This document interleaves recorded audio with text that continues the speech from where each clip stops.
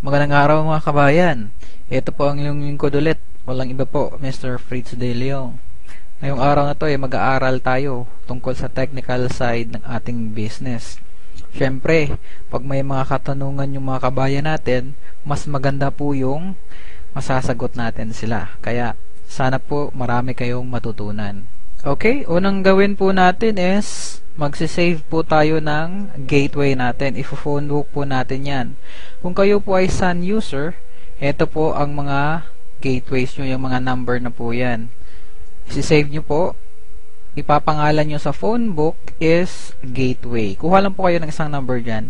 Same po dito sa Smart. Kung kayo po ay Smart user or Talk and Text user or Red Mobile user, kuha po kayo ng isang number dito at i-phone book nyo po. Pangalanan nyo pong gateway. Same po sa Globe tsaka Touch Mobile. Kuha po kayo ng isang number dyan. I-phone book nyo, pangalanan yung gateway. Unang prosesong pag-aaralan natin is paano po mag-load. Ito po yung pangkaraniwang unang tanong ng ating mga bagong business partners. Okay? Ganito na pong gagawin natin. Meron po tayong commands. Ito pong commands na to ay yung LX load command. Alright? Gagawa po tayo ng message. Alright? Tatay po natin tong message sa ating cellphone. LX space load space Technopreneur ID. Ito po yung ID number nyo. Space password or PIK, personal identification key, space product code, space customer's cell phone number. Ito po yung example. LX space load space ID number space password space yung product code na ipapaload po and space cellphone number ng customer. Alright, dito po makukuha yung product code sa price list po natin. Depende po sa product na bibilhin. Ganito po yung common human error. Nalalagyan po ng space dito. May extra space po dyan. Alright. Pag-load nyo po sa customer, hindi po yun siya maloload kasi merong sobrang space. Kaya make sure walang sobrang space in between or dito sa huli na hindi po natin minsan nakikita. Yun lang po pinaka-importante doon. Pag tama po yung commands natin, okay, make sure isasend natin yung command na yan sa gateway po. Alright? Pag send nyo dun sa gateway, pag tama yung commands, automatic maglo-load agad yun, walang delay. Alright, isa po yung technique na gagawin natin para hindi kayo mahirapan mag-load since commands po yung gagawin natin is gumawa po kayo ng template or outbox or draft. Right? Save nyo po tong LX space load space ID number space password or PIK. Hanggang dyan lang po. Okay? Para kung may magpa-load po sa inyo, i-insert nyo na lang po tong command na to, insert template hanggang dito po sa password para lalagyan nyo na lang ng product code at saka cellphone number ng customer. Hindi nyo po kailangan mag-type ng paisa-isa. Okay, i-explain ko po sa inyo kung how the mobile system works. Alright. Ito po yung cellphone natin. Ito po yung telco highway. Ito po yung customer or kayo po kung loloadan nyo yung sarili nyo. Ito po yung telco o dito po tayo kumukuha ng product. Let's say ito po yung Smart, Globe, or Sun. Tapos, dito na po yung gateway natin. Alright? Okay, ganito po yun. Kung may magpapaload po sa atin, again, gumagawa po tayo ng command. LX space load, space ID number, password, product code, and customer's cell phone number. Okay? Yan po yung ID number and password. Yan po yung product code. Example, S30X is yan po yung Smart 30 pesos economy load. And customer's cell phone number. Alright, ito po yung gateway. Isa po sa mga gateway ng Smart. Sisend natin yan ngayon. Okay? Dadaan yan sa gateway natin. Okay? I-confirm nyo po kung tama yung ID number, tama yung password, and sufficient po yung balance nyo, yung load wallet nyo. Pag kumpleto po yun lahat, kukuha na ngayon siya ng produkto sa telco, sa smart po, since smart po yung pinapaload na natin. And then, pag confirm po ng telco, loadan niya ngayon yung customer mo. Alright? Loaded. And then, si telco magko-confirm sa gateway natin na si customer is na-loadan na. Okay? And then, yung gateway natin is magko-confirm po sa atin. Ito po, one new message from LoadExtreme. Magko-confirm siya na na-loadan na po yung customer natin. Again, make sure ng commands na ginamit natin walang sobrang space. Okay? Alright, recap lang. Make sure wala pong sobrang space dito sa huli or sa mga gitna ng commands. Hindi po natin namamalayan kasi pag sobrang space, pag nagsobra yun, hindi talaga maglo-load yung system natin. Ito po yung usually na nangyayari kapag may delay sa pag-load. Di ba po unang-una is magsasend tayo sa gateway papunta dito. Pag na-confirm ni gateway na tama yung information, right? Pag send niya ngayon sa telco, pagpalagay po natin yung telco may traffic or may tinatawag nating congestion. Right. Possible po nag-upgrade yung telco office or meron po silang maintenance kaya po lahat ng text messages nata-traffic. Pag ganun po yung nangyayari, syempre hindi po makapag-load sa customer, hindi po darating muna yung load sa kanya kasi po nakapila yung command natin. Alright? Kailangan po nating intindihin na yung system natin ay para pong highway. Right. Pag hating gabi po tayo pumupunta ng downtown, syempre mas mabilis po kasi walang traffic. Pero pag rush hour po, matagal pong hihintayin natin sa highway kasi po traffic. Same lang po yung sa commands natin since text po yung command natin, nata-traffic po dito sa telco. Alright? And minsan din kapag may maintenance si telco, kailangan din pong mag-maintenance ng system natin kasi po hindi pwedeng mabilis yung system nila sa atin mabagal. Dapat po pantay yung kabilisan ng ating system at saka yung telco system. Okay? And yung system po din natin, paminsan-minsan kailangan po din niya ng maintenance. Stable po yung system natin, kaya lang po mas mainam na po yung parating nagme-maintenance. Kasi po pag may nasira sa isang server dito sa ating system, damay po yan lahat. So, pangit po kapag yun ang mangyari. Kaya, minsan-minsan po, nagme-maintenance tayo. Pangalawang proseso po na pag-aaralan natin is, paano po tayo mag-replenish ng load wallet natin. Siyempre po, ginagamit natin yung load wallet natin, nauubos. Kapag naubos, magpa-replenish. Okay, first option, punta tayo ng V-Mobile Office Nationwide. Sa Office po, meron pong tinatawag na loading slip. Ito po yun, fill up nyo lang po ng mga informations. Pangalan nyo po, ID number nyo, so wag nang kalimutan yung ID number nyo, cellphone number, amount po na ipapaload nyo, at yung date. Right, sulat nyo lang po yan sa Opel, ibigay nyo po sa cashier, and kami na po bahala. Yun po yung ating first option. Okay, makakatanggap po kayo ng confirmation na na-loadan na po kayo pag process po namin ng inyong reloading slip. Real time po yan yung paglo-load namin. Pagbigay mo ng resibo, pag-process namin, agad-agad nalo-load yun. Okay? Second choice is mag-load wallet transfer po tayo. 'Di ba po, mayroon tayong mga retailers. Pag naubos po yung load wallet nila, tayo lang po ang dealer na may capability na mag-transfer ng load wallet. Okay? Ito po yung commands na gagawin natin. LX space transfer space Technopreneur ID or ID nyo po space password space LX load space amount to transfer space retailer's ID number, yung papasahan nyo po ng load wallet, and then space retailer's cellphone number. Okay? Ito po yung sample ng command, lx space transfer space ID number nyo po. Ito po yung ID number nyo kasi kayo po yung dealer. Space password nyo. Space lx load command. Space amount is 500. Space ID number ng transferan nyo ng load wallet. And then space yung cellphone number nila.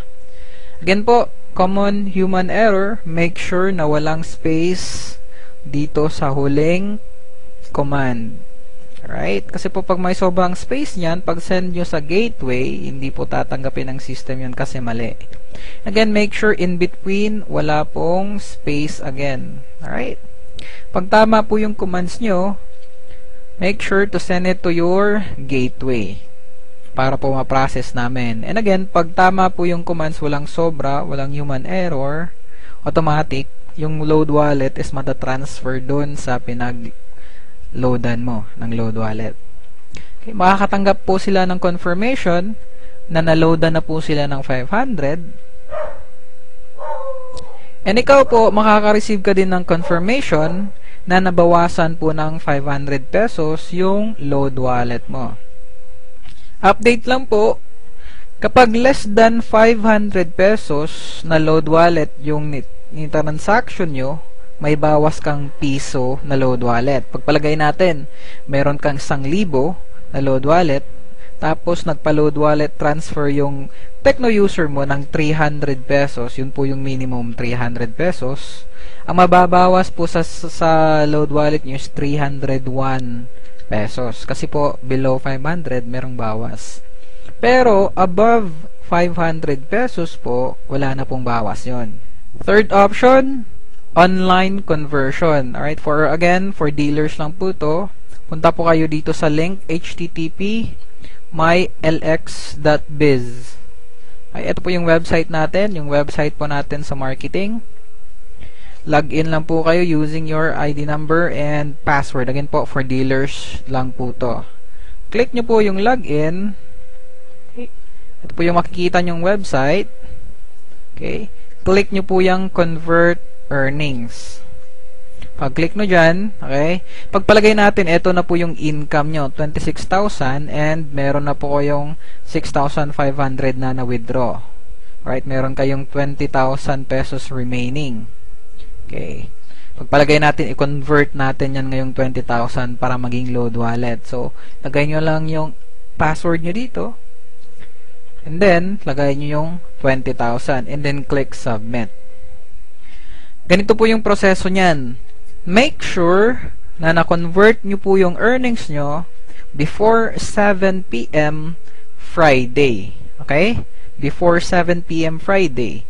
Para po, pagka Wednesday next week, mako-convert na po tong load wallet nyo. Darating na po yan. Pagpalagay po natin na late kayo sa pag-convert. Pagpalagay natin, alas 9 na ng gabi ng Biyernes. So basically, darating yung load wallet nyo next Wednesday pa po sa makalawang Miyerkules. Alright, just make sure and please remember, always convert your earnings before 7 p.m. Friday para po may load wallet na kayo pagka Wednesday ng hapon. And ito po yung last option natin for fourth option, bank account deposit. Okay, meron po tayong mga bank account ng V-Mobile sa mga accredited banks. Ito pong First Union Bank of the Philippines. Ito po yung account number. Sa BDO po, ito po yung account number. BPI, ito po yung account number. And then Metrobank, ito po yung account number. Pagpalagay po natin, walang malayo po tayo sa V-Mobile office and wala pong mga dealers na pwedeng mag-transfer ng load wallet and wala pa po tayong income sa marketing natin. So, pwede po tayo mag-deposit sa bangko. Okay? Hindi po yung gagawin natin. First option is Union Bank. Okay? Make sure, kapag Union Bank po yung ni-deposit nyo, make sure to get the bills payment slip. Right? Ito po yung mukha ng bills payment slip. Okay, make sure to get this one. Okay, lagay nyo po sa information company or institution na pagdedeposituhan nyo or babayaran nyo is V-Mobile Technologies. name nyo po, and then account number or reference number is your vMobile. Dito po magre-reflect yung ID number nyo. Okay. Fill in the cash details po dito sa baba. And then, ito po yung pinaka-the best sa Union Bank. You do not have to send LX reload notification sa system. Kasi po, naka-reflect na po yung pangalan nyo dito and yung ID number nyo.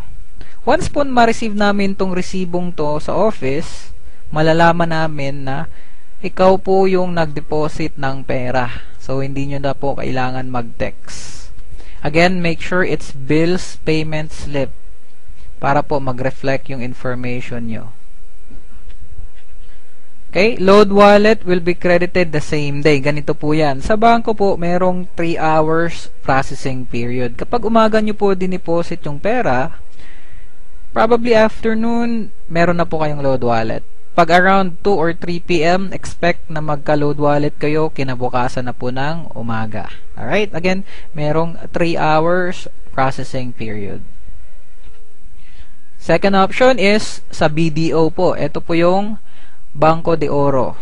Alright? Make sure to get the cash deposit slip. Okay? Kanina, bills payment. Ito naman, cash deposit slip. Okay? Ganito po yung itsura ng cash deposit slip. Alright? Mananotice nyo po, wala pong pangalan nyo, yung cash deposit slip, hindi po nagre-reflect yung pangalan nyo, tsaka yung ID number nyo. Nakalagay lang po dyan is yung account number ng vMobile and pangalan ng vMobile. Alright? Ito po yung account number ng vMobile sa BDO. Okay? Pag nag-deposit po kayo sa BDO, nag-cash deposit slip deposit kayo, wala po yan siyang inter-branch deposit charge. Wala pong charge yan. Okay? Remember that. And again, merong 3 hours processing period. Pag umaga, usually hapon na. Pag hapon, expect the next day. And then, there's no business operation on weekends. Alright? Pagbigay nyo po sa teller nitong cash deposit slip na to, bibigyan po kayo ulit ng resibo after nya po pag-process.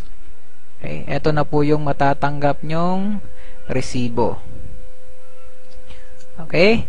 Kailangan nyo po mag-send ng LX reload command. Kasi again po, hindi po dyan naka-reflect yung pangalan nyo and ID number nyo. Kaya kailangan nyo mag-text para malaman po namin na tong 500 na to galing po sa inyo. Okay? And ito pong gawin natin. Magte-text po kayo, LX space reload space Techno user or Technopreneur ID / PIK or password / amount deposited. Okay? Ito po yung amount deposited, 500 pesos. / bank. Siyempre, yung bank po is BDO. / bank code. Yung bank code po is eto.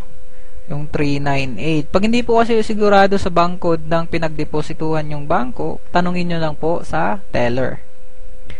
/ bank branch, pagpalagay natin SM Mall of Asia, pwede din po ilagay dyan, dito po sa Lanang po yan dito sa Davao. / account number, yung account number na pinagdeposituhan nyo po, ito po. Alright, saktong sakto po yan sa BDO account number ng vMobile. / date and / time. Alright? Ito po yung date and time. Make sure na tama po yung information. Date and time. Okay? Kasi po, marireceive namin tong resibong to sa office. Right? Pag na-receive namin yung text confirmation mo, malalaman po namin na galing yan sa'yo kasi nag-match. And again, dito sa text na to, nag-reflect yung ID number mo. Ito po yung ID number mo. So, malalaman namin galing yun sa'yo. And, iloload po namin agad yun pag natanggap namin yung resibo galing sa bangko in 3 hours time po. Alright? Common human error, don't forget, wala pong sobrang space dito in between. Baka po may sobrang space. Pag send nyo po, hindi po namin marireceive yung text message. Alright? Don't forget to send the command sa inyong gateway.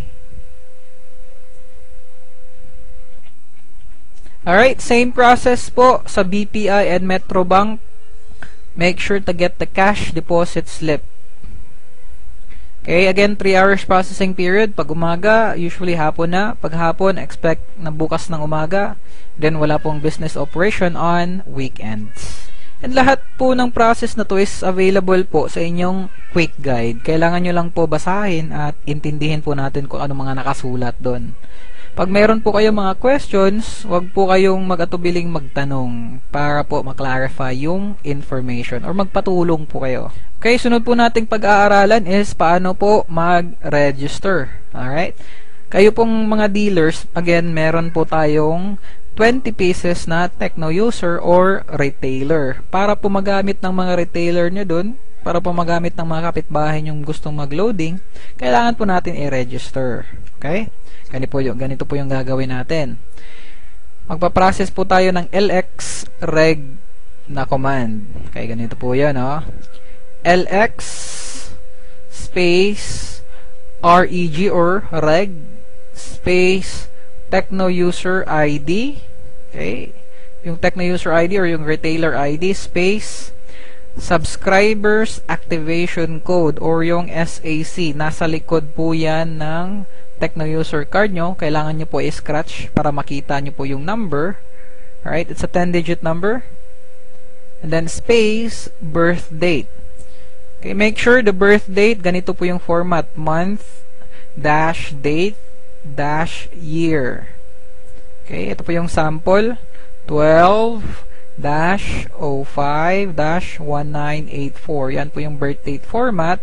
And then space telco code. Alright, ganito po yan. Kung ano po yung SIM na gamit nyo, yun po yung magiging telco code nyo. Kung SIM nyo is talk and text, tagay nyo TNT. Kung SIM nyo is touch mobile, that is TM. Kung Sun, that is Sun. Kung Globe, that is Go Globe. Kung Smart, that is Smart. And Red Mobile, that is Red. Okay, yun po yung mga accepted telco codes. And then space your full name. Okay, review lang po natin tong message na to. Again, LX space reg ID number space subscribers activation code, 10-digit number na nasa likod na kailangan i-scratch. Space birth date space telco code smart space full name. And then make sure walang human error. Make sure na walang sobrang space. Alright? Pag okay yung command, send nyo po sa gateway nyo. Okay? Pag tama po ulit yung commands, agad-agad magre-reply yung system natin. Ito po yung i-reply ng ating LoadExtreme system. You have successfully registered your account. Your load balance is 0. Of course, kaka-register pa lang, 0 balance talaga yan. And bibigyan po kayo ng default password or your personal identification key. 6-digit password. Okay? You have successfully registered your account. Load balance is 0. Your PIK is 1, 2, 3, 4, 5, 6. And pwede nyo po yung i-change anytime nyo po gustuhin. And then, sa likod po ng Techno User Card, meron pong step 2 doon to change your address. Hindi na po kailangan sundin yon. Optional lang po yung change address. Again, hindi na po kailangan mag-change address na command. Alright? And again po, all information is available in your quick guide. Basahin lang po natin yan and intindihin natin.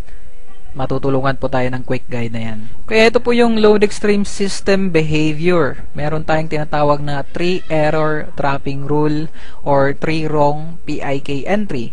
Pag nagkamali po kayo ng lagay ng password nyo or gamit ng password nyo 3 times, automatic po malalock yung account nyo. Kailangan nyo po tumawag or mag-request sa ating system online para po ma-unlock yung ating account. Alright?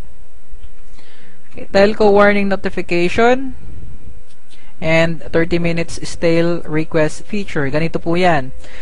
Okay, telco warning notification pag hindi po talaga na-loadan or hindi po talaga na-loadan yung customer natin because of telco congestion or baka mayroong maintenance yung telco, kahit magre-reply po sa inyo yung system na hindi po talaga na-loadan. And that system will reply to you in 30 minutes. Okay? May iba po nagsasabi, ngayon na niloadan tapos kinabukasan na po dumating, hindi po Hindi po totoo yun. Alright? Meron tayong 30 minutes stale request feature. After 30 minutes, pag hindi na-loadan yung customer, automatic magre-reply sa iyo yung system. Due to telco congestion or due to system unavailability, hindi po ma-loadan. After 30 minutes, you will receive a confirmation. Alright? Sasabihin na hindi talaga na-loadan and your load balance will be restored. Okay? Yung magkano man load balance yung kanina. Right, may tinatawag tayong 5 minutes trapping rule. Okay, ganito po yun. Di pa po maglo-load po kayo sa customer. Alright?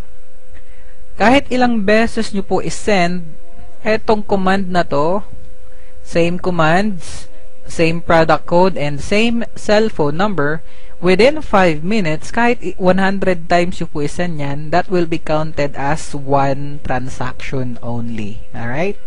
Ulitin ko po, within 5 minutes, kahit 10 beses po kayo nag-send sa gateway, alright, isang transaction lang po yan. Isang beses lang po maloloadan. Okay? Ginawa pong feature na to kasi po minsan yung telco, kahit isang beses ka lang mag-send, ang nare-receive nila 2 or 3 message. So, pag wala tong feature na to, automatic 3 beses na yun maglo-load within 5 minutes. Diba? Alright. So, andito yung feature na to for our security na din. Again, kahit ilang beses ka mag-send, basta within 5 minutes, with the same code, the same number, and the same commands, that will be counted as one transaction. Pag lumagpas na po ng 5 minutes, syempre, second transaction na yun. Alright? Okay, meron tayong text care command. Member may send the following text command format. Alright? Okay, ganito po yun. Ito po yung mga text care hotline po natin for the smart number, for the globe number, and for the sun number. Okay? Pagpalagay po natin, nakalimutan nyo po yung password nyo. Okay? Pagpalagay na natin, nakalimutan nyo yung password mo. What is my password? Okay, ganito po yung gagawin natin. Okay, create kayo ng message. Lagay nyo po yung ID number nyo dito. Okay, and then, tanong nyo po, what is my password? And then, send nyo po dito sa respective hotline number nyo or text care numbers. Ganito po yung mangyayari. Pag-receive po namin ng message na to, titignan namin yung ID number. Nag-match po yung ID number, check. And yung cellphone number na naka-register and yung cellphone number na ginamit nyo, pag nag-match yun, check, magre-reply po kami. Alright? Pero pag ganito pong scenario, pareha po yung ID number, nag-match, and then yung cellphone number na naka-register, and then yung ginamit mo, hindi po nag-match. Syempre, for your security reason, hindi po namin i-reply yung password nyo po. Alright? And expect at least a day or 2 days process kasi marami pong nagre-request sa system. So, iniisa-isa po namin yun for your own security na din. Okay, common problems, loading delays, telco congestion. Yan po yung number 1. Okay, telco over the air system unavailability or under maintenance. And hindi ko po nalagay dyan yung common human error. Sa ating commands, magkamali po tayo na sobra ng space. So, hindi po yun siya malaload. Magkakaroon po yung loading delays. Okay? Customer, non-receipt or otherwise successful loading, yung mag-load tayo tapos hindi pa nila na-receive yung confirmation na na-loadan na. Have the customer check their number. Baka po na mali yung number na binigay. Kaya po sa ibang customer po na loadan. Okay? Or have your customer check their balance. Baka na-loadan na, hindi lang dumating yung confirmation, pero may balance na po. Right? Okay, meron ding mga lumang cellphone na parating nagahang, so pwede nyo pong i-restart yung cellphone para po makareceive ng message, and then make sure na yung cellphone ng customer nyo hindi po full kasi po hindi nila ma-receive yung text confirmation na na-loadan sila kasi po puno yung inbox nila.